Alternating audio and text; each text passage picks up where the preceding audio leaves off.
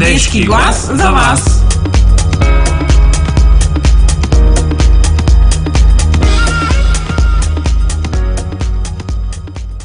Завърши седмото поред издание на обучението по уеб дизайн, уеб администриране и основи на графичния дизайн, което е в рамките на уеб проект на клуб IT към Младежки глас.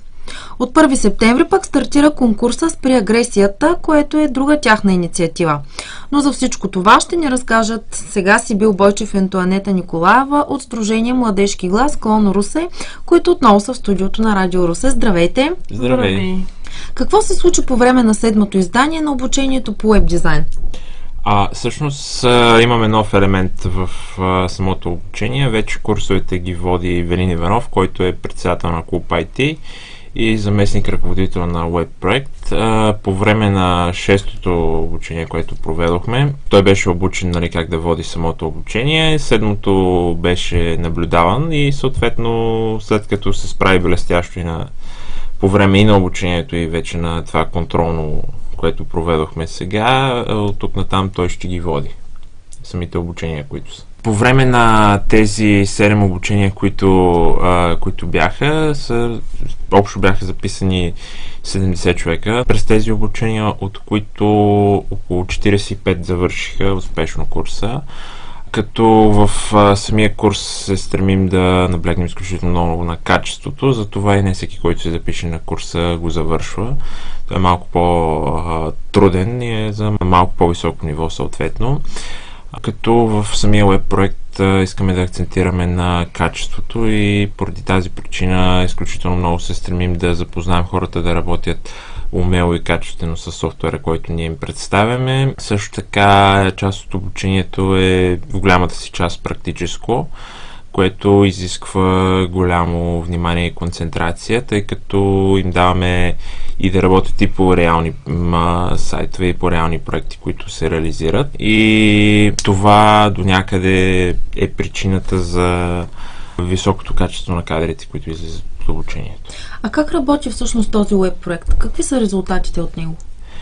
В момента имаме около почти 50 сайта, които сме направили безвъзмездно за организации, развиващи нетърговска дейност. Това са музеи, библиотеки, читалища, училища, детски градини, включително и община Русе, където правим сайтовете на доходно здание, на Радио Русе, съответно на общински пазари, на комунални дейности. В момента разработваме новия сайт на Туристическия информационен център. В него мислим да включим едни доста интересни модули, които са интерактивни и са доста полезни. С фокуса ни там е върху мобилните приложения, върху мобилните телефони, таблети и така нататък, което много би улеснило туризма в Русе и се надяваме всъщност да се развие тази сфера, защото това е една от важните сфери, в които трябва да се работи специално за Русе.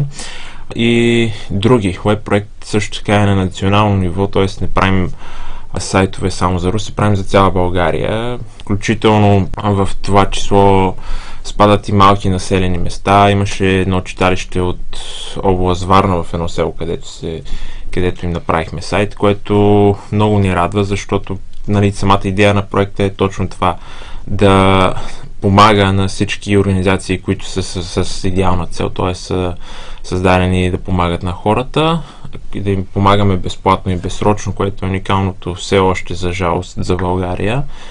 Защото ние като им подарим сайтовете, те са безсрочни, нямат срок, примерно 1 или 2 години, след което те отново да трябва да си търсят някакъв проект или някой да им помогне. По този начин облегчаваме значително бюджета и им улесняваме тяхната работа.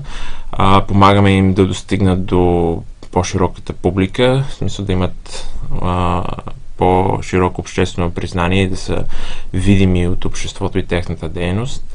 И също така улесняваме и работата им и комуникацията им с тези нови технологии, които интегрираме в дейността им, което за самите тях е доста полезно.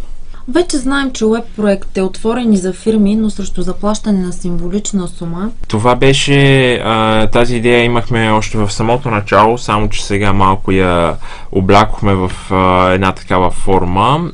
Идеята ни беше тези, които обучаваме и всъщност които после помагат за изработката на безплатни уебсайтове, да бъдат възнаградени по някакъв начин, като им спомогнем да си намерят временна заетост или постоянна работа. И това е формата, под която те може да се докажат в бизнес средата, нали, правейки безплатно уебсайтове, вече после могат да почнат да правят и платени. Съответно за фирми, наистина сме сложили символична такса, която да е за съответната фирма и даже сега ще пуснем за първите 10 фирми като гаранция за качеството. Първите 10 фирми, които кандидатстват, ще получат безплатен уебсайт. На прага на учебната година сме. Скоро училищата отново ще са пълни и въпреки, че многократно сме говорили за конкурса за кампания против агресията в училище, който стартира на 1 септември, факт е, че инициативата предизвика голям интерес. Нека да разкажем какво се случи през последните дни. Наистина този конкурс предизвика голям обществен интерес, макар че кампанията стартира на 1 септември, с нас продължават и към този момент да се свързват различни организации и институции, които изявяват желание да се включат в самата инициатива. А може ли да споменем някой от тях? Със сигурност до момента участието си потвърдиха Българо-румънски институт за трансгранична медиация. Останалите за сега няма да се споменим, ще ги запазим в тайна, тъй като очакваме да получим и окончателно потвърждение от тяхна страна. Темата за агресията в училище сред подрастващите е наистина много актуална и не е изненада, че много организации и институции искат да се включат. Под каква форма ще стане това обаче? Тъй като до момента само Българо-румънски институт за трансгранична медиация са потвърдили, можем да кажем за тях, че те изявиха желание да се включат на първо място в състава на самото жури, което ще оценява проектните предложения.